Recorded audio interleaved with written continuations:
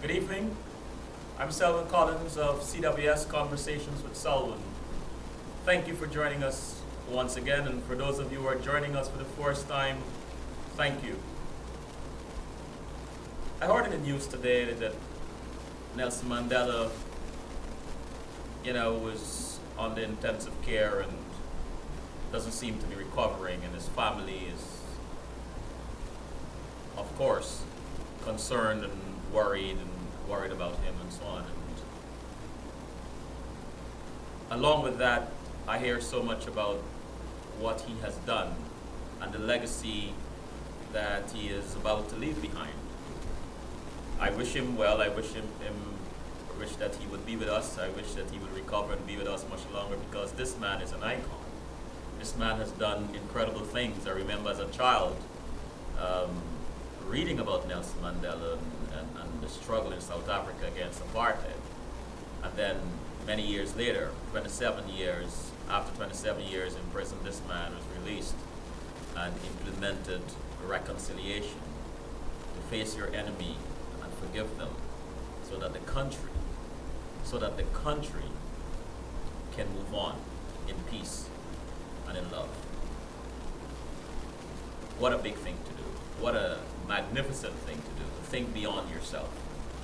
I know so many of us have been hurt and have been wounded by others, and the first thing that comes to mind is revenge. I want to hurt this person.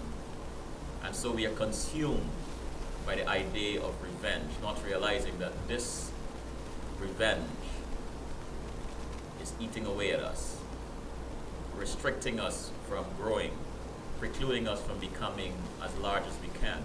And so I asked this question today: what will be my legacy? What will be your legacy? How will they remember us? How do you want to be remembered? And so I suggest to you that if you have an idea, if you have a concept, develop it, believe in it, be passionate about it, be committed to it, and implement it. The success of that idea is not about you. Of course, I cannot deny you, or none of us should deny ourselves the joy of experiencing success. But we must remember, we must think of success as a beacon that when it shines, when it radiates, it illuminates paths, and it reminds others that they also are beacons. They also have switches, and they too can shine. So I urge others to be successful, not so that they can show me how great they are, but so that many others can recognize that they too have the ability to be great. And as I would say from sometimes, that to be a spotlight in the room is not the best light. It is not the greatest light in the room. It's to be a light among other lights, and the collective shine brighter than any spotlight. So remember, whatever you do, think about others. Think about being successful, not just for you, but what it can contribute to humanity and others. There are times when people are observing us, patterning their lives off of us, being encouraged by us, but we may not know that, we may not realize that. Not until after we are successful, and someone may come to us and say, look, I was inspired by you. So when you think of quitting, consider those who might be looking at you for inspiration, looking towards you, looking at what you do for encouragement, and continue doing what you're doing. I'll take a break, and then when I return, I'll introduce you to a wonderful, gifted, and talented woman, Dondrie Burnham.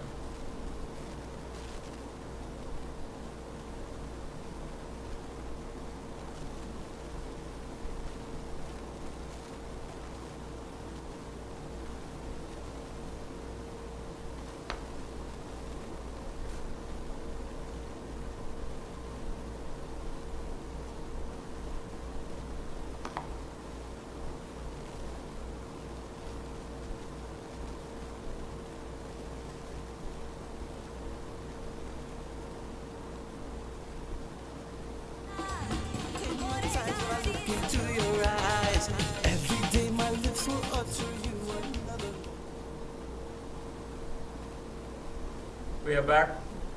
Those of you who are now joining us, I am Selwyn Collins of CWS Conversations with Selwyn.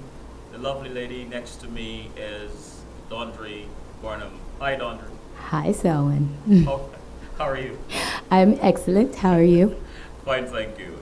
Can I share with them how you got Please here? do. Please share. Dondrie shocked me when she arrived tonight. I mean, shock may be a strong word, but I was. She rode from Midtown. I did. And I'm like, really? You know, for those of you who have no idea where I am in proximity to, in relation to Midtown, I'm in Brooklyn, close to Brooklyn College. And she rode all the way from Midtown. What do we call this? Commitment, passion, determination. This is why you're a good actress, and I am looking forward to this conversation tonight. I am a bit mad. I really am. A bit mad. What can you do? I wouldn't say that. I would not say you're bad at all. But thank you for coming. Thank you for having me. Born in Shreveport, Louisiana, right? Oh, yes. Oh, yes. Living in New York, doing your thing. Doing my thing. Why leave Shreveport? Well, I just have always been sort of mad, and I've always had this huge personality and these huge goals, and Shreveport was just not big enough for all of that. Like, I needed to blow the lid off the joint, so I had to go, And so, at what age? What age did you get this bug? When did you realize you want to? I'm gonna say I was probably about 5 or 6. I remember with my grandpa, I used to watch wrestling all the time, and we would watch like Gunsmoke and wrestling and all these different things, and I was like, I want to be a gunslinger, and I want to be an FBI agent, and I want to be a Muppet. And I kind of want to be a doctor and a teacher. And then I was like, I'm going to have to be an actor because there's no way that I can fit all of this into one career. So around the age of 5 or 6, I was like, that's what I'm going to do. 5 or 6? Yeah. And were you encouraged? I was encouraged. I was encouraged to do anything that would make me be quiet for about 5 minutes. So, they were like, sure, put on that play over there and whatever you need to do, as long as it works for you, it's fine. Just be a little bit quieter over there. And I was like, yes, so. So who are you more like, your mother or your father? I think I'm a lot like both of them. My father was a dynamic musician. He was a church organist. He recorded several albums doing that. He was a horrible singer who thought he was awesome. My mother is very fierce, and she will always do exactly what she wants to do, no matter what anyone says. No one can stop her from doing anything. And so I get that from her. And according to my father, I get her mouth. And according to him, I get his creative juices that make me think I'm awesome, no matter what. So sort of a blend between both. So is it safe to say that you believe in yourself? I do. Not always, but I do. I mean, we all suffer with those moments of doubt. But at the end of the day, I'm pretty awesome, I have to say. I like that. How much of that confidence is important to what you do? It's extremely important because a lot of times, perseverance in this industry will outweigh talent every time. You have to push, and go. And it is a career in which you're always told no. You're constantly rejected. Doors are constantly closed, especially as a person of color. Doors just aren't as open. And so if you don't have that confidence, if you don't have that drive that says, even though I've been told no so many times, I know that if I keep going, I will be told yes. and I know that if no one will open the door, I'm just going to build one because this is what I'm going to do, then you just will not thrive. Which brings me to that that topic line on your ad. If you don't fit into their box, build your own or build another one or none at all. Yeah. I mean, you have to. It's, we live in a society where, although, it's becoming more open to more possibilities and more ideas, and we have all of these opportunities, everybody wants to fit you in their own little box. And that's how we survive as humans. We label things, we label animals, we label people. Okay, I am woman, I am black woman, I am black queer woman. It's like all these different things when really it's just like, I'm Dondrie, and Dondrie likes to do this. And if you tell me I can't do that, then I'm first going to ask, who are you? And if you're nobody that can stop me from doing it, then I'm just going to ignore you. You know what I mean? Because that's what you have to do. You have to. Do you remember your first no for something that you played? Absolutely. I actually remember every no. Because no matter how confident you are, it's still devastating. It's devastating to be told no. It's devastating to not get that part. It's devastating. But, you just have to keep going. I remember all those no's, and each one of them stung just as much as the last, but you just keep going. What does being creative mean to you? Being creative for me is that moment where you feel divine, where you feel like you've transcended your everyday. It's like whether it's writing a poem or skipping rocks or whatever you're doing in that moment, you sort of forget where you are for a second, and then all of a sudden you're like, oh, I've created this thing. But while you were in, you just had that constant state of flow. And for me, that's being creative. I think people are creative in their everyday lives, people who don't even know they're creative. I think we were made to be creators because we were made in the image of a creator. So I think that it's just natural, unless you block it. Do you find yourself in a creative space, or do you find yourself in a creative space lots of times, or is this something that you consciously do? I have to consciously create those moments for myself because my day-to-day life does not involve a great amount of creativity. I have 3 jobs, one in which I am a server, one in which I manage products, and one in which I am a bookkeeper. Those aren't particularly creative things, so I have to find those moments for myself, so that I don't wither and die. Well, congratulations on being cast in the play Too Late. Thank you. Which is a story of betrayal and forgiveness, of despair and hope, of love. Please tell us about the role you play. I play the role of Drea, mother to Dread. She is the universal mother in this play. Although she isn't mother to everyone, she is a nurturer, she is a provider, she is that person who is unbelievably responsible. She's that person who can keep it together for everyone. She's the glue in this family, and I think that everyone can identify with that one person. Everybody in their family has that one person that just links everything together, and I think that's who Drea is. So what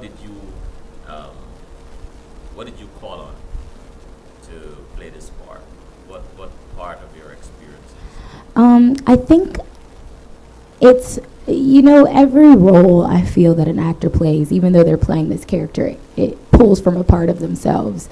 And in my life, I have had a lot of tragedy, a lot of adversity, and I've had to be that person for not only people in my family, but friends and associates and a lot of people. I'm sort of a personality type that people look to be that glue in a situation. And, you know, it's like one of those things that you either step up to that challenge or you don't. And my personality is sort of about stepping up to that challenge. So I just pulled from those parts of myself. When you say challenge, and just reading your bio, I get the sense that, I mean, it's clear that you rise to the occasion, whatever it may be. But for the youth that are listening to us, what does a challenge mean to you? How do you approach challenges? Well, I've heard it said before that a challenge is really just an opportunity. And it's sometimes really hard to look at it that way, because in those moments when you have a challenge, it's like, you know, you're walking up to this huge cement block and you don't have any tools, and you're like, how am I going to get over this? I can't go around it. I can't go under it. What am I going to do? And you just have to start climbing, because that's the only way you're going to get there. You know, it's either you get over that thing or you stand there and you let it win. And I can never lose in that. I'm always like, I'm going to do this. Like, I'm going to win, because you're not going to beat me, okay? Because I'm 5'2", and everybody thinks that they're going to beat me, and this challenge is not going to get me down. So you just have to say no. And I get a sense that when you're knocked down or you fall, you get up. I do. When did this? When did you start believing in that principle that you must get up regardless of what? Well, when I was younger, I was always very meek and really shy and very sensitive. I was a really sensitive child. Like, my mom used to call me toilet tissue feelings, because I would just cry all the time about anything that like moved me, and I was quite moved by everything. And then I had a series, my grandfather, who I was very close to, died. And shortly after, my grandmother died. And shortly after, a friend of mine died. So I had sort of a 3-month window where several people who were very close to me all died. And it was, as a child, I was, you know, I just knew in that moment that I had a choice to either sink or swim in that moment. And then, you know, I felt like I was doing really well, and then I became sort of a pleaser, because I was so afraid that I would lose people close to me that I would just do anything that they said. And then when I was in high school, I lost my father, and he was murdered. Your father? He was, yeah, he was murdered.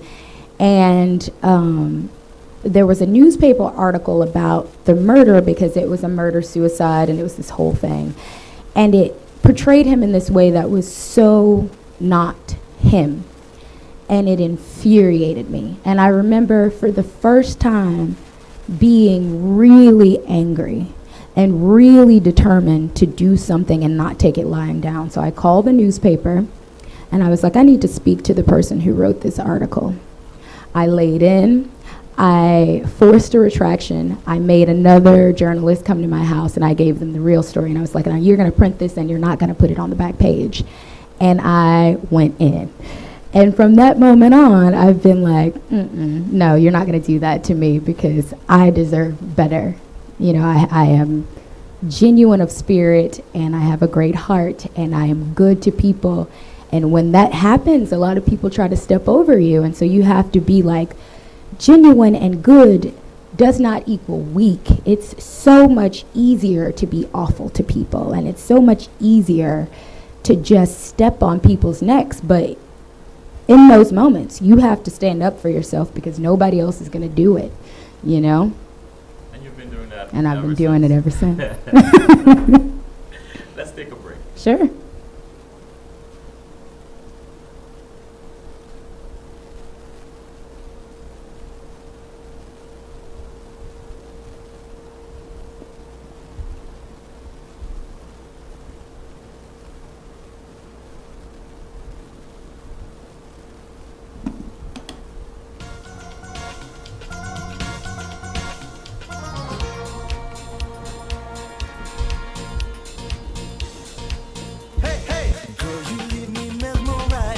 I gaze into your eyes. You got me hypnotized when I look into your eyes.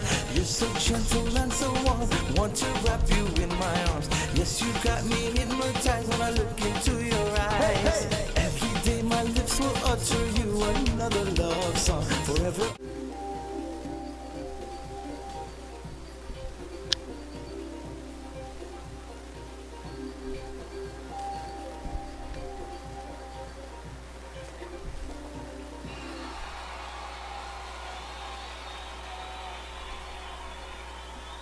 We are back. The person next to me is sorry. I had a moment there. I got distracted there for a moment. Sorry about that. The lovely Dondrie Burnham. Dondrie, how are you holding up so far? I'm holding up great. Oh my gosh. You believe in perseverance and commitment, and how have those principles worked for you? They've worked really well. I mean, there have been times where, I've felt beaten down, like I felt tired and weary, and in those moments, it's also very important to take time for yourself, because really, I mean, you're true to yourself in those moments. So there have been moments where I've had to step back and been like, I'm pushing so hard against this wall that, maybe I need to just be still for a moment and think. And it's always in those moments that you find clarity, and that gives you the strength to keep going. And as long as you are committed to what you're doing, then I think you will always find that strength to move forward. And why are these things so important? If you were advising some young people, why are they so very important? I think that it's so very important because as an individual, you're constantly influenced by everyone around you, everything you see, everything you hear. And it's so important to be true to yourself and not let other people's opinions or things that they say or things that they say you can't do influence who you are, because really, you've been who you were gonna be since you were a very small person, and the only thing that you can choose to make your life better is what you choose to do, the choices that you make, how you choose to proceed. And if you are committed to yourself and you do push forward and you don't let those people influence you, then you will always succeed no matter what someone else's idea of success is. It's important what your idea of success is and that you are committed to that one thing. I mentioned to you the chat room where people come in and ask questions and make comments, and Jill asks, what is your first acting job? Well, I used to do a lot of plays in my church when I was little. I think my first acting job, I believe that I was a sheep in the nativity scene at my church, I believe, and I rocked that role. I have to say, I was an awesome sheep. Wool and everything. Oh yeah, I went in. Like, if you're gonna make me a sheep, I'm gonna bat and I'm gonna be there and I'm gonna try to be the best sheep I can be. Is that the approach you take to all your roles? Yes, I mean, you will always get roles that baffle you. The writing baffles you, the character baffles you, the direction. But if you're 100% committed to it, then you'll succeed in it, because you also have to remember that no matter what character you're portraying, even if they're not a human, you owe that person, that thing, that animal, the courtesy of bringing them to life and making them something real. And it's important to do that, I think. And Jill asks, do you prefer the screen or stage? Stage. Why is that? I prefer the stage because my favorite part of the acting process is the actual process, the rehearsal process, connecting with my fellow actor, getting the chance to have those moments where you forget that you're even there. You forget that you're a part of this. You're just sort of in this world and in this character and in this text. And that is what is the beauty for me of acting. And with film, it's sort of, you don't get as much of that process, and it's a bit more technical. And I really prefer that organic feeling, and also the feeling of being in front of a live audience, because anything can happen, and that's my favorite part. And when you mention anything can happen, I think of mistakes, I think of failure, I think of errors, and how people in general react to those things, and how some people are mortified by the prospect of making a mistake on stage. Mm-hmm. And then there are those mistakes where the audience might not notice, and you're comforted by that. But then there are those that are glaring. Mm. How do you deal with that? I think that people in general are mortified about making mistakes in general in life. And people have a tendency to be afraid of vulnerability. And as an actor, you're vulnerable from the moment you get there. You know what I mean? So it's a mistake doesn't make you any more or less vulnerable. It makes you more human. And I feel like that's why people have paid their money to come to theater, because you're right there and they want truth from you, and they want to feel this experience and share this experience. And those moments where it doesn't go 100% perfectly are those moments where they can see your humanity and they've gotten their money's worth. You know what I mean? Those are those moments. I saw Top Dog Underdog on Broadway, and it was Jeffrey Wright and Mos Def. And during the play, they were talking about this police chase, and the speaker started to backfire, and it was making these noises like gunshots, and they had a choice to either continue on with the text or react to the sound. So they reacted to the sound. And in that moment, we were all in the same world, us in the audience and those on stage. And that moment for me is a moment I will never forget. As an audience member, it was brilliant, and it was beautiful, and it was powerful, and it was amazing. That's amazing. Do you remember your first mistake? Yes. Really? Yes, I do. You care to tell us about that? I sure will. I was in a play in high school called 1940s Radio Hour, and it was there was music in it, and it was this whole thing. And one of my fellow actors, I completely forgot his lines, so we were all trying to sort of move the story along without this person being able to participate, and he was sort of the lead, so it was a big deal. And so I was like, I got this, I know what I'll do. I'll come in and I'll just say the end of the scene, and then we'll just go to the next scene, and then it'll be fine, because we'll get him off stage and it'll be a thing.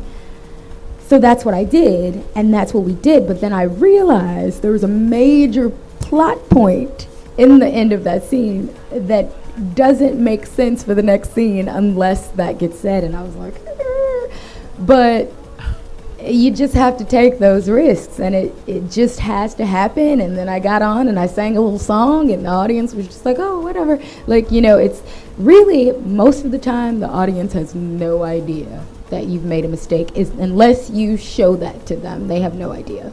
But that takes some getting used to, though. It does take getting used to. It takes moxie. It takes a lot of not wanting to die and run off stage. You have to get used to that feeling of sometimes wanting to die in front of a room full of people, and then that makes you good. That makes you perfect. So what happens if someone skips several lines? It happens more frequently than I think audiences know. Because a lot of times it's not a matter of not knowing the lines, but you never know what happened the moment before. It's something in the audience, something can catch your eye, something happens differently, and that trips you up for a second. So I feel like it's happened to almost everyone. It's like the key is to just focus. I had an acting teacher that said if you're sitting, feel your butt in the chair, take a deep breath, and lock eyes with someone else. If you're standing, feel your feet on the ground, take a deep breath, look around at the world of the play, and go back in. The key is not to panic. Then asked, do you get scared before you go on stage? Every time. Every time. Every time, and I love it. It's sort of like a fear of heights, where you're standing on a bridge and you look down and you're kind of afraid you're going to fall in the water, even though you know you're not going to fall in the water, but you kind of have to walk over the bridge anyway because you want to see the sunset. And that's sort of how it is. Every time it's kind of like, is this going to be the moment that I die? And then you take a deep breath and you're like, ah. Ecstasy. Yeah. I like that. How did you first discover you had a talent for acting? I think that I'm pretty sure that as the sheep in that play, I was devastated by how poorly I felt some of the other people in the play were. So I remember as the sheep going to some of the older actors after the first performance, because it was the church service, we had the break in between, and I went and I was going to give everyone acting notes. I was about 6 and I was like, okay. I was like, if you said it like this, I think that people would believe you more. And, and they made fun of me and they're like, well, if you think you could do it better, then you tell me how it should go. And I was like, okay. And I took off my little sheep wool. And I went out there and I was like, okay, this is how it should go. And everybody was like, Really? okay, maybe you know what you're talking about. And from that moment on, I was like, I want to do this. I like this. You know what I mean? This does something for me. And so, that's what I did. And you believe that the spirit of an artist is synonymous with the spirit of the warrior. I do. What does that mean to you? It means that as a warrior, you're going to go out into battle and you're with this other group of soldiers, of warriors, and you're all together and you're all on the same side and you're all on the same team, and it doesn't matter who's in the front or who's in the back. Everybody wants to get to the same place. And winning this battle is sort of life or death. And I feel like when you're an artist, you are in a group of artists. It doesn't matter whether you're a visual artist, an actress, a singer. Everybody's here in order to provide art to the world and heal people through that art. And so you all have to go out as warriors and you have to focus and you really have to just drive. It's a full drive. While earning a Bachelor of Arts degree at Mary Monk Manhattan College, you co-founded Stone Soup Theater Arts, a political theater company based in Manhattan. What is political theater? Political theater is sort of theater that is meant to challenge the way people are thinking about a specific event or idea. When we first co-founded the theater company, our first season was about China. We had read a lot about Shanghai, and at that time, and we read a lot about all different parts of China. And at that time, there was a group of spiritual people, the Falun Dafa and the Falun Gong, and they were being persecuted and they were being slaughtered. And as revolutionary college students, we thought this was wrong, and we figured the only way we could change it was to do some theater about it, to at least bring awareness to people here in America about what was going on. And from there, we started tackling labor issues, immigration issues. Just we would pick a different topic every year and focus on that and just try to bring awareness to it and try to challenge people's ideas about it. What are the issues you want to bring attention to in political theater? Well, at this time, I think that we need to bring awareness to a lot of the segregation that we're feeling right now. There's a lot of issues still with immigration, with marriage equality, with all these different things. And I feel that, in some ways we're stepping backwards. We are repeating the same things, like, the voting laws today, voting rights, they ruled against it today and all these crazy things happened. And, I just feel like we need to get a world view and we need to become more accepting of everyone, and that is not excluding anyone. It's like you need to look at someone and say, this is my sister or brother. What they're doing, I think, is totally insane and totally bizarre, and I can't understand it at all, but I love them anyway because we all come from the same, and that's what you have to do. And I feel like that's what we really need to focus on right now. And that is very important to you. Very important. And this political theater group, is it still in existence? We dissolved last year. Last year. Mm-hmm. Do you find it difficult to find the role or type of characters that you want to play? Absolutely. Really? Absolutely. And how do you get roles? In a pretty non-traditional way. I had the pleasure of going to college with some really talented people. I always say I paid $60,000 to make a great group of friends. And sort of people contact me. I reach out to people. I go to events. I do things, and people say, "Hey, why don't you audition for this? Hey, why don't you audition for that?" And I go, and they either like me or they don't, and often they refer me to someone else, and it's sort of like word of mouth is how I get most of my roles. So you network? I do. Networking is not really my thing, honestly. When I meet someone at an event, my first thought is never to be like, let me exchange cards with this person. My first thought is like, hey, what do you like to do? Like, who are you? What do you do? Why do you do that? What are you passionate about? And then, so what you can do for me is really like the last thing in my mind. So I actually have to get better at networking because it's just totally, it escapes me, like the follow-up email, and it was a pleasure meeting you. Now, what can you do for me? I never get to do that. So you find the competition is fierce for African American the actresses? Competition is relentless, and it's insane because there are so many talented African American actresses and so few dynamic, complex roles. Women are tired of playing sister girl and, how much can I move my neck and my baby daddy this, and it's people are, I think we're all, it's a collective sigh, like we're all feeling insane right now because it's all the same. And even those roles that we are sick of playing and we don't want to play anymore, you have to fight tooth and nail to get those. Wow. So it is relentless.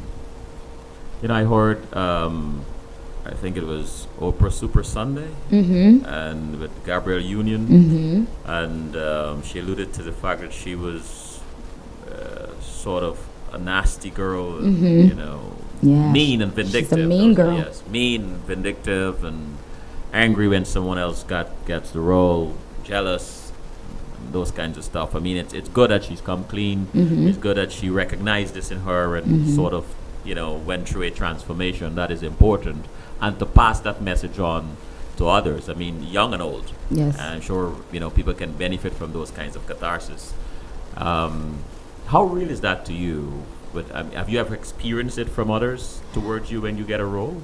No, actually, I have to say that most of the African American actresses that I know are really supportive and really pleased. I have to say that Too Late is actually the first time I've ever done a show with people of color.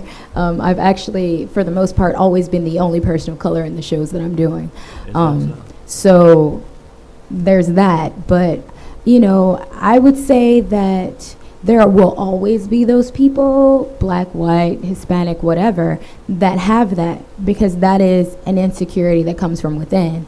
And there's nothing really you can do about that. And, you know, actors are some of the most insecure yet narcissistic people to ever exist. It's an interesting paradox. It's quite the paradox, and it is so common. And so I was not at all surprised. I've actually met Gabrielle Union, and she was not lying. She actually was kind of a mean girl. But I applaud her for her candor and her truth, and she's clearly coming from a better place now and recognizing this in herself, and I think that's brilliant. You know, you mentioned the word truth before. As an actress or an actor, going on stage and embracing the possibility of mistakes and being true to yourself, and the audience buys into that. They pay their money to actually see the truth. And when truth, in whatever form, presents itself, you know, in some way it helps to transform us or take us to another place or so on. How important is that to you in this context, in your art, in your creativity, in your acting? How important is that to you? It's the key. There's no way to be an effective actor and not be truthful, because people see you. You know, they know when they're being lied to. They know when you're phoning it in, and they know when they've experienced something real. So it's like, we have those moments where we're like, oh my God, you know, am I being real? Am I being truthful? And of these neurotic moments. And it's like, you can't be an artist and not be true to yourself. You will be a miserable artist. You're theater trained. Give us a few don'ts. Let's say 3 or 4 don'ts. Maybe, you know, that's too many, but that they teach you. Okay. That you just don't do it. For the young actor that is out there thinking about getting into the field, you know, what are 3 don'ts you can think of? The first one is don't lie. Don't ever lie. The second one is don't phone it in. Don't ever think that we don't know when you're lying, that we don't know when you're not connected, that we don't know when you've not done your homework. Always do your homework is the third. Know who you're auditioning for. Know your script. Know your character most of all. You know, there should be nothing that someone asks you about your character that you don't know. And there are things that won't be in the script, but you have to go beyond what you're reading, because there will always be a role that you get that you don't connect to as a person, but you owe it to that character to make them a complete person. So don't lie. Know what you're doing. Do your homework. Don't think that we don't see you. And also, don't fall back on actor tricks. There are a lot of tricks that actors use. You know, if you're supposed to cry, just blinking, that's not crying. And you don't have to cry in the moment that the script dictates. It just has to come somewhere in the scene. So just feel those moments and do it. Don't lie. Don't bury your face into your hands, because then we're going to think you're crying, because we won't. You know, don't do that. Just be truthful and just find it for yourself. You know, what I'm present to is when Mike Beach was on, and he said, he teaches acting as well.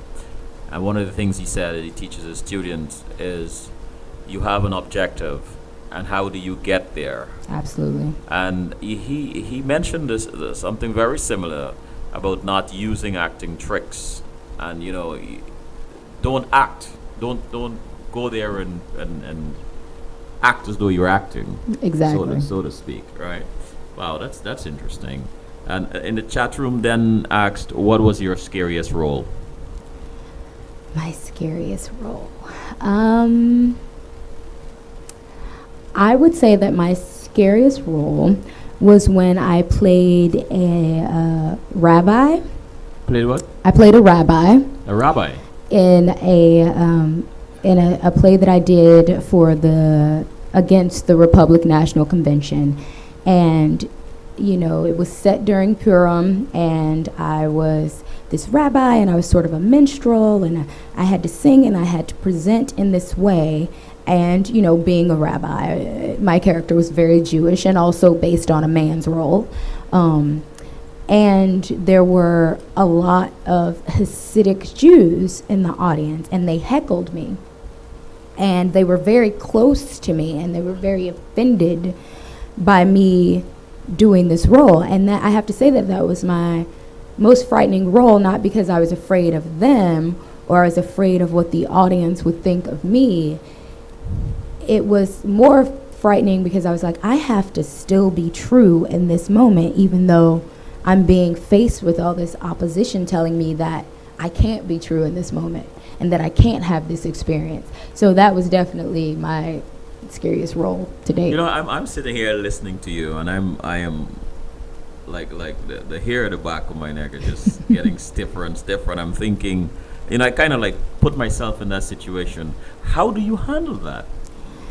You just have to stay connected, and that's why it really has to be something that you love, and you really can't be phoning it in, because if you're not being truthful in that moment and you don't care, then the audience won't care. And if you're not connected, then something like that can throw you so far off kilter. But it's like, if you're connected and you believe you, and you know that you are bringing this character to life from yourself and from your experience, then nobody can tell you that you're not. No one can say that you're not. Have you ever been tempted to react directly to a heckler or a negative reaction in the? I have reacted. You have to hecklers.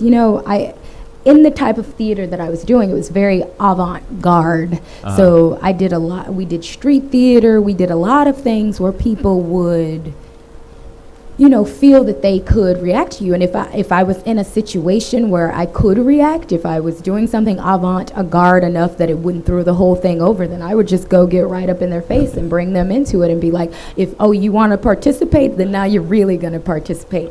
You can come up here with me if you think that you have something better to offer here. Right. And that is the moment where you break a 6'2" man down and make him sit down and hush his mouth, because it's like, this is not as easy as you think it is. You know what I mean? So sometimes you have to do that.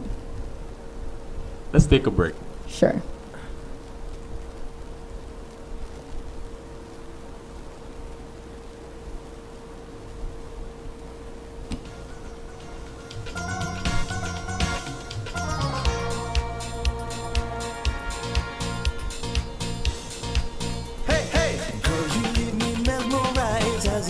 Into your eyes, you got me hypnotized when I look into your eyes. You're so gentle and so warm, want to wrap you in my arms. Yes, you got me hypnotized when I look into your eyes. Every day my lips will utter you another love song. Forever I will worship the ground you walk on. Oh Lila, my Lila, oh Lila.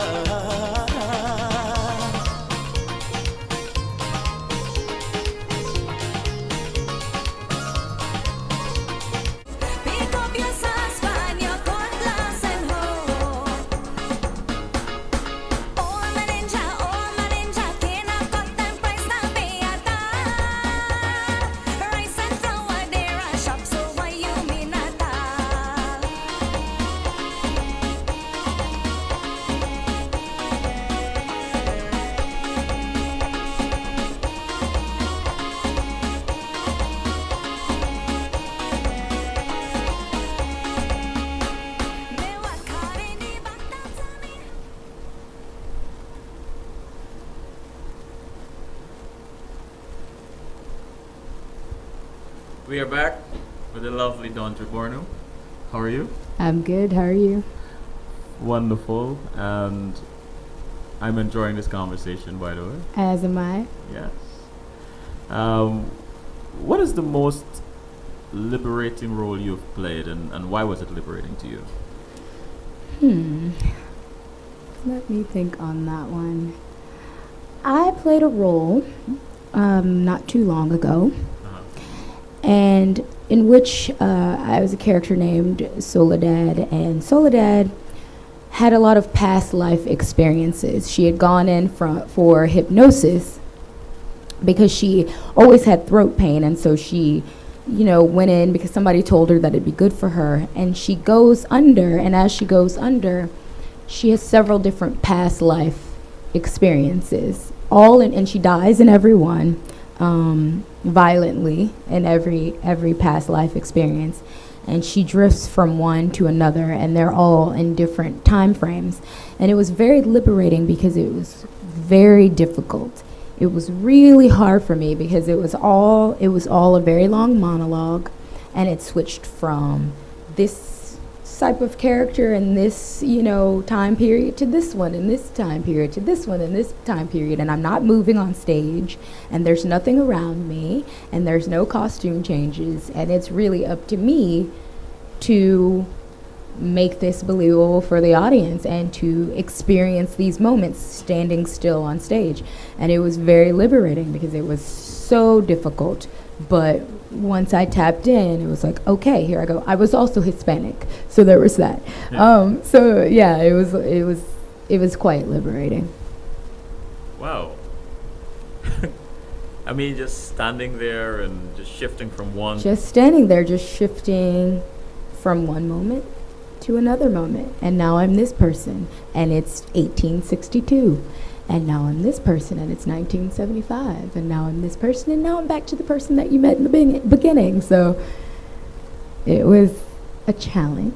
How long was the play for? How long was that part for? It was, I believe, a 3-night run. It was just a weekend run, and it was all women. And it was a very fierce production, and the actresses were really fantastic, and it was a mix between monologues and dance, and it was very beautiful. You've been in this industry for a long time, and you've seen a lot. Who are some actresses that have really impressed upon you? Really impact you in a very positive way, very profound way. When you look at their work and you're like, wow, this is good.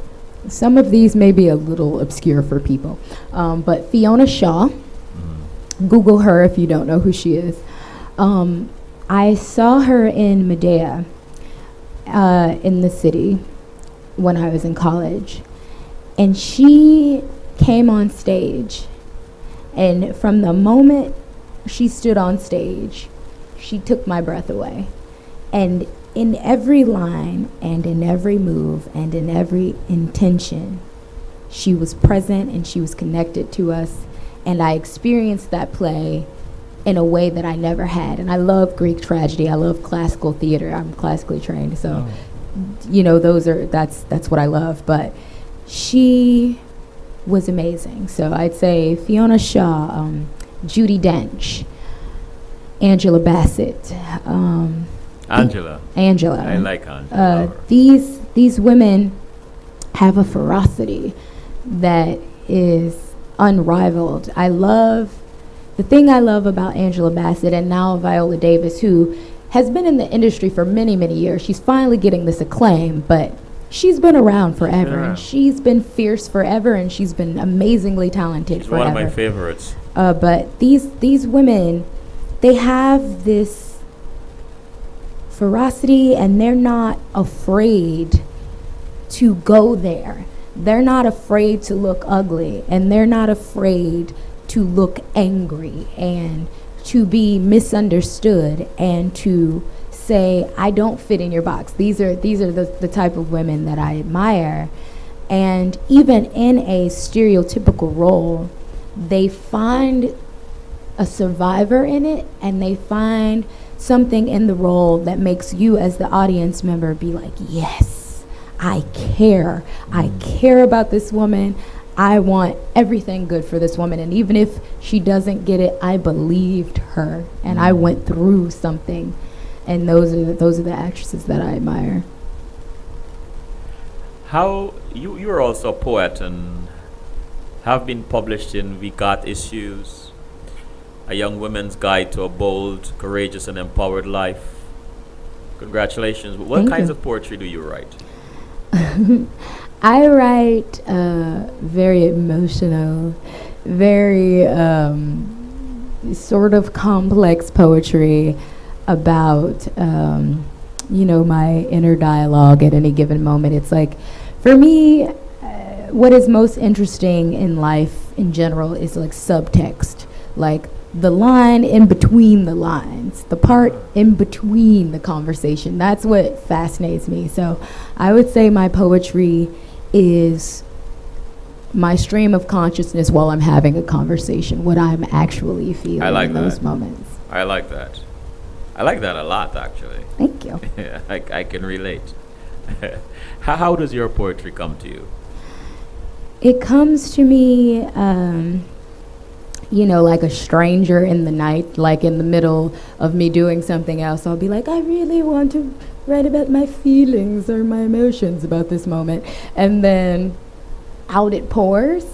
And there may be a night where 3 poems just pour out of me, and I may not write anything else for the next year.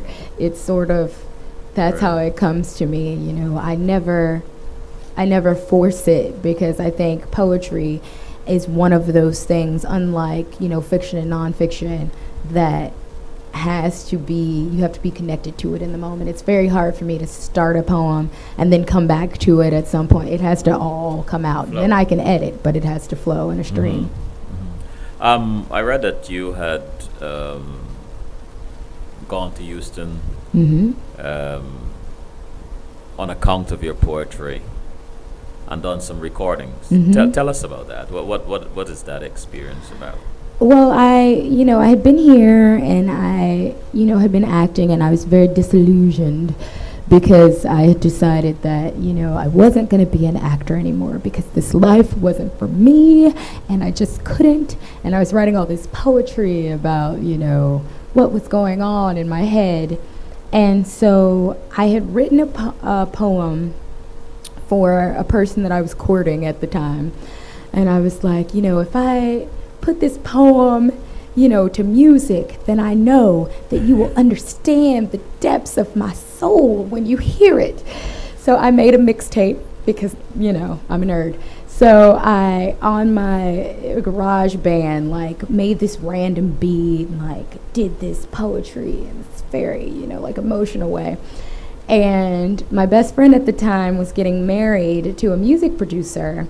And I was sort of like, yeah, I made this mixtape and no one cares and they still don't love me. And so he was like, well, let me hear it. And so I was like, sure. And I let him hear it, and he's like, this is really something. I could really do something with this. There's a market for this. No one's doing this. Come to Houston and I will record this album and we'll make history. And I was Really? like, okay. And 2 weeks later, I was living in Houston. So you do follow your dreams. You do I get up and I go. do. I will get up and go. It may be an insane move, and I have had some insane moves, but I will do it. I'll go. So how did that turn out? It turned out pretty well. I never quite finished the recording, because actually, once I got there, I started coaching some of the other girls who were recording, and this spokesmodel, and I sort of became this artist development type, because these girls were younger than me and they were sort of new to being out there in the world, and I was like, hey, this is how you engage, this is what you do. And so I got a little sidetracked, as I have a tendency to do, but I that was a great experience also, because I didn't know I had that talent, and I didn't know that talent could be lucrative and that I could connect with other artists in this way. So that was a really great thing that came out of it. When you write, do you imagine a reader, and if so, what type of reader? When I write, I imagine sort of multiple readers. I imagine that what I'm writing will be, scripted on a tree somewhere or in cement somewhere, and it'll be something that people will just happen upon, or it'll be something people will discover when I'm dead. Like, I never focus on a specific demographic. I'd say I'm just like, oh, this is how I'm feeling. You should know. Everyone should know. And it's that type of thing. You know what intrigues me is the idea of the space between the lines, the whispers between the noise. Tell us a little bit more about that. I think that is the one actor trick that I think everyone should use, is that when you're given a script or you're given text and you read something, it's going to affect you and it's going to impact you. And depending on what your fellow actor does or the person you're talking to, depending on how they react, you're going to react. But it's like, what's underneath that is far more interesting. It's like, when you're having a conversation with a person and talking to them is like watching paint dry, like they're the most boring person you've ever talked to. You may exchange pleasantries, but in your head you're thinking, oh my God, I need to do my laundry and my house is a mess. And it's those things. If you can portray that, if you can have that inner life, I think that you're always alive and that people can always see that in you. And so I think that, if I could tell actors one actor trick they should use, it's that one. Don't be tied to exactly what's on the page, because it's what's underneath that's going to drive the story. It's the pulse of the story. It's not necessarily exactly what's on the page. So you find what's underneath. Mm-hmm. You look for it. You have to dive in and you have to find what's underneath, because you're not reading an audiobook. It's not about, exactly what's said. It's about bringing and breathing life into this person. And any writer will tell you that they have something very specific in their head when they're writing. However, the actor's job is to show up in that room and give them something that they didn't even know was possible and extend it, because we all have our parts to play. And, an actor's not merely a puppet, they're there to bring something as well. And so you have to look for that. Have you ever auditioned, told no, and then recalled because they got it after you left? Does that happen? That does happen. I haven't had that experience. I've had the experience, though, where I've been called to do one thing, and then after they meet me, I've been cast as like someone who was supposed to be a man, or someone who was supposed to be Spanish or Jewish or Chinese, or I often get roles that were never intended to be black women, ever. This is actually my first role ever that was actually written for an African American woman that I'm playing. So I'm super excited. All the years that you've been. All the years. So what do you think is responsible for that? Why do you think they see you and cast you as, something totally? I think because since my thinking and my mentality is outside of the box, I think that sort of forces people to look at you in a different way. It's like, if I get text and I see something, like I'll even audition with a monologue that was meant for a man. If I see something that speaks to me, the label on it doesn't mean anything to me. It's the feeling behind it that means something to me. So, you can give me a role that was meant to be, like a 60-year-old white guy. And if I feel something in that and you feel it when I present it to you, then maybe you'll cast me as that. You'll play that role? Of course I would. I mean, those are the things that are so interesting. What roles frighten you? Honestly, this role frightens me a lot. Which one? As Drea in Too Late. It's frightening to me. Too Late? Mm-hmm. Really? And the reason it frightens me is because it's the closest character to me that I've ever played. She is very closely related to me, and the way that she speaks, in the way that she cares for her family, in the way that she sometimes feels overlooked, or she sometimes is overlooked. So that is frightening to me because it is so real. But that is interesting to me, in that if you have a role that is so close to you, then that should be like a slam dunk. I can do this because I have a lot of things to draw on. Why does it frighten you so much? I think because, when you're given something that is so far from you, everything seems endless. Like, this is your creation. You can bring and you can move in all these different ways, and no one can look at that and say, that's wrong. That's not how that should be, because it was never intended to be you in the first place. But something that is so close, it's like, I really want this character to be complex, and I want her to be dynamic, and I want her to be fierce, and I want her to be vulnerable. And, for me, it's like waking up every day in my skin, I'm already here. Right. But if I have to wake up and jump into hers and she kind of looks like me, then it's like, wait, okay, let's see how we balance this. So it's that sort of thing. Let's take a break.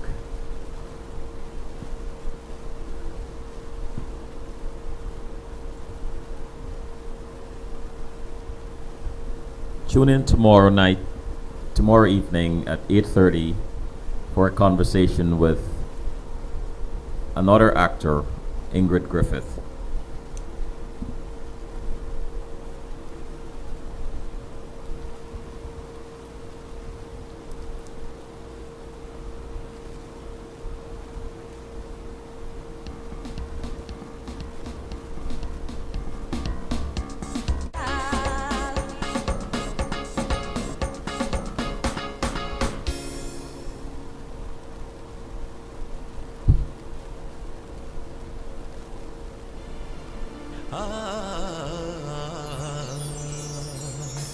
शादी करने वाला शादी करो, लड़का लड़की शादी करो, शादी करने वाला शादी करो, लड़का लड़की शादी करो.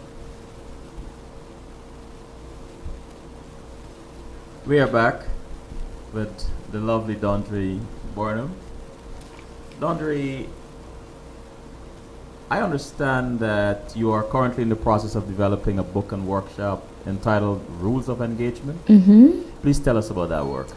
Well, it is definitely in the working stages. When I was in Houston and I started working with these other artists, these singers, these spokesmodels, I developed sort of a curriculum to teach them how to engage an audience in everyday life, because it's actually a skill. People take media classes on how to interview, celebrities take these classes. And I thought, well, why spend all that money to take that kind of class when you could just meet someone who is willing to take the time with you and be specific with you about unlocking what it is that you have that is very engaging. So I sort of worked with all these people, and so I decided, well, working with individuals is great, but if I could create a workshop and if I could create this book, then I could help people that were not local to me. I could help people bring this out and unlock this in themselves, because it's all in there.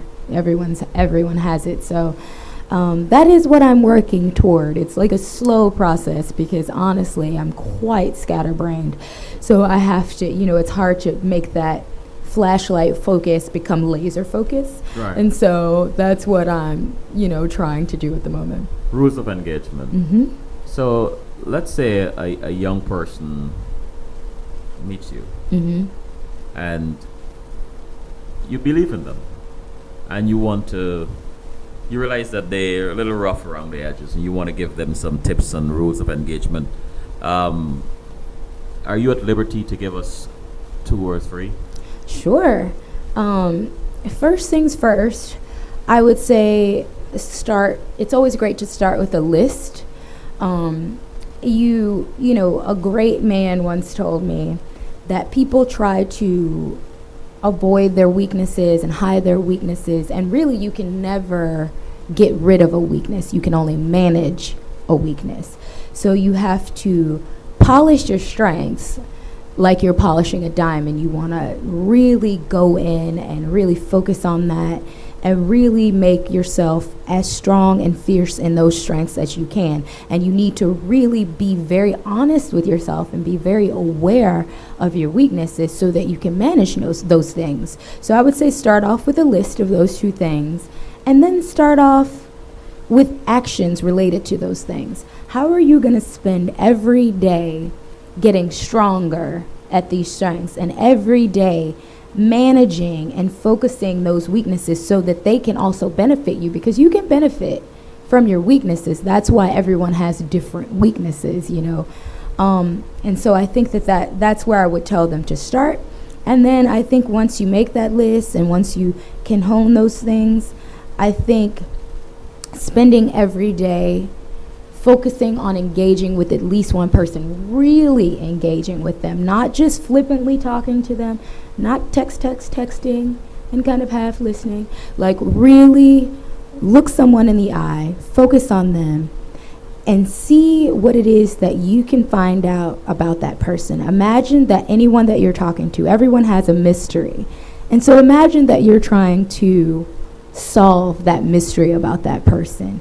And then that will allow you to really connect with that person. And as you're connecting with them, they will then be engaged with you. And that's how you proceed. Wow. You have to finish. Is this a book you're working on? I'm working on it. It's been a process. You have to finish this book. I will. That's embrace your weakness. Wow. You have to. So you can benefit from your weakness. Absolutely. Why do you think we run away from it? Shame? Fear? I think that we have been socialized to view weakness as a really horrible thing, and as the thing that no one wants to see, and as the thing that you should shy away from and hide, under a box, under your mattress. But really, no one is perfect and no one is strong at all times. So if you're too busy trying to bury your weakness, then you can't learn from it. If you face your weaknesses and say, okay, I know that this is what I have trouble with, this is what I'm bad at, then you can look at that and say, but I'm still okay. And I haven't done that today. Maybe your weakness is that you're really shy and it's really hard for you to speak to other people. Well, okay, you know that about yourself. Done. Good. You don't have to be an extrovert. However, if you spend every day trying to manage that, you spend every day saying, okay, today I'm going to go out of my way to speak to that nice old man that sits on the corner. I always duck, but today I'm going to say hello to him. And he smiles at you. Then you realize, what was I afraid of? Why didn't I say hi to him this whole time? And that's something that you're constantly managing, and then you just might say hello to the right person. Whereas if you just buried that weakness and it's like, oh, I can't go to that thing because I'm really shy and I won't be able to talk to anyone, then how are you ever going to not be really shy, and how are you ever going to talk to the right person? This is beautiful.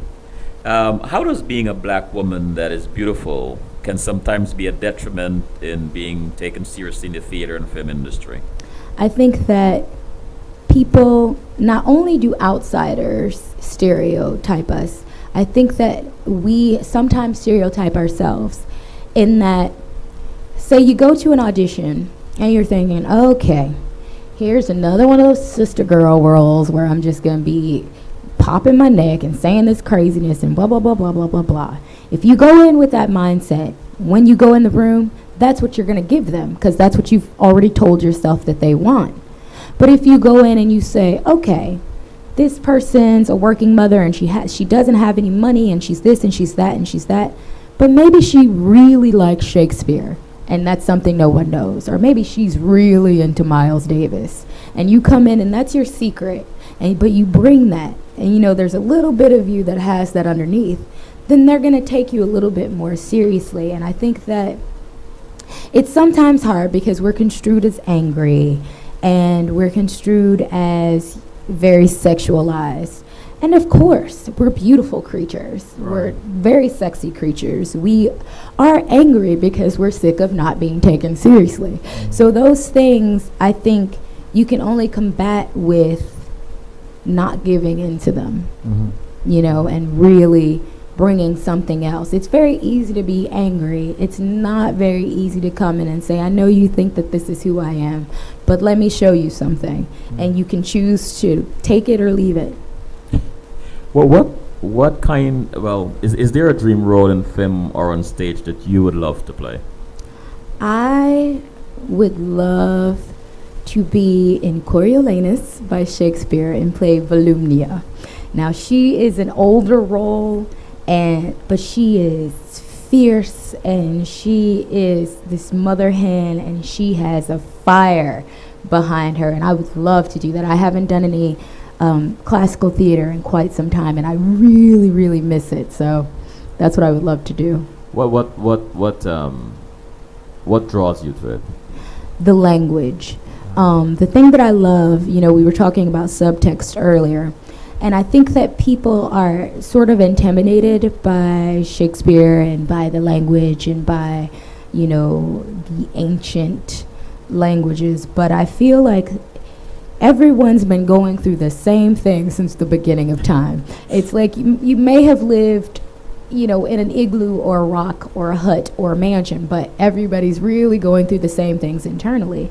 So I think that an opportunity to speak such beautiful language, but to really lead with the subtext of that language is, it's brilliant. It's brilliant. And what kind of patterns, routines, or rituals do you have to keep with to keep your creative rhythm fresh? I think that it's really important to see other work, to see other people work, see other actors and actresses, read new things, see indie films. Just stay as immersed as you can in what drives you and not necessarily what you're told you should do. Everyone, you know, I've studied acting for a long time, and everyone has these rules. Okay, first you got to do this, and then you got to do this, and then you got to do this. Well, that's true and it's not true. You know, you have to take what works for you, and whatever was your driving force, you have to make sure that no one burns that out for you. So, you know, a lot of actors that go through theater training come out really dejected because they feel like everything that is themselves has been removed and filled with this training and this idea of how you proceed. And really, it's like, go back to what sparked it for you. You know, maybe you were a kid and, you know, you saw, you know, a Muppet show and it really did something for you. You're like, I want to do that. Go back to that. Do that. What are some of the things on your bucket list? Ooh, well, I want to go to Rome. I really want to go to Fiji. I really want to skydive. I've never skydived. I really want to do that. I don't know how to swim. I really want to learn to swim and swim in the ocean and just float on my back. Like, that's a huge one. I really, really want to do that. I really want to tour and work with children who are bullied. Yeah. Like, I would really like to be able to get some one-on-one time with these kids, because I think it is so important that they know that they are loved and that they are understood and that they are amazing and unique and that we need them. Yeah, we need them. Yes. You know what? I always marvel. Every week I say the same thing about the time. The show is an hour and a half, and it seems like endless time. Mm-hmm. And then you get into the conversation and time just, you know, drifts away. And it's that time, but I have a few more questions I would like to ask you, and the last question I'm going to ask you is to take us out with a few words of wisdom. You have many, you know. What turns you off in your field? What turns me off is limits, being told that I am too heavy or too short, or, if I would get a weave, or if I would get a nose job, or if I would change in whatever way, then I would be more acceptable. I feel no desire to change because I feel that what I have to bring is unique because I am unique, and I have no desire to do that. What do you consider a good script? A good script is a script that tells a story that is not cliche, that has complex, real characters without a lot of exposition, and that really has language that is engaging to not only audience but also the characters. And a good script has characters that are fully developed through and through, a character that you can approach and live in for a while, and the audience can live in, and it's a script that after the audience leaves, they're still going to be talking about it. And last but not least, what makes you laugh out loud? Babies. Babies always make me laugh out loud. Yes, I would say babies make me laugh more than just about anything else. That's interesting. I never heard that one before. They're hilarious. They are, though. They really are. So, give us a few words of wisdom. Few words of wisdom. Oops. I would say live ferociously. Don't allow anyone to change you, including yourself. Don't ever get so into your own head that you convince yourself that you're less than brilliant, beautiful, and amazing, and don't let anyone try to change your unique self. Always be true to yourself, and always stand up for yourself, and always know that you're here for a reason, that you're a unique individual, and that we need you. Thank you. I mean, that was lovely. I don't know what to say after that. I don't think I should. But thank you very much for coming and for being so candid. Thank you for having me. Oh, you're quite welcome. I learned a lot tonight. I'm sure the audience has. Now you're part of CWS. Yes, you are. And so thank you very much. And before I leave, I want to remind you that tomorrow night, 8:30 to 10, we're having another actor, Ingrid Griffith, who, by the way, I had the honor of seeing her one-woman show, Demerara Gold, on Sunday. Brilliant. Everybody, whenever it's showing, should take the time to go and see it. And also, I want to say to you that keep paying attention to CWS. I am unfolding the youth section, a youth movement, so to speak. There are millions of young people around the world that are suffering from various kinds of social ills. Many of them are delinquent for whatever reason. The consensus is that they need an adult in their lives. They need adult supervision. They need adult role models. And that is true. That is very true. But it's only part of the truth. The other part of the truth I discovered is that other young people who are doing positive things in their lives or extraordinary things can impact on these young people in a very positive way.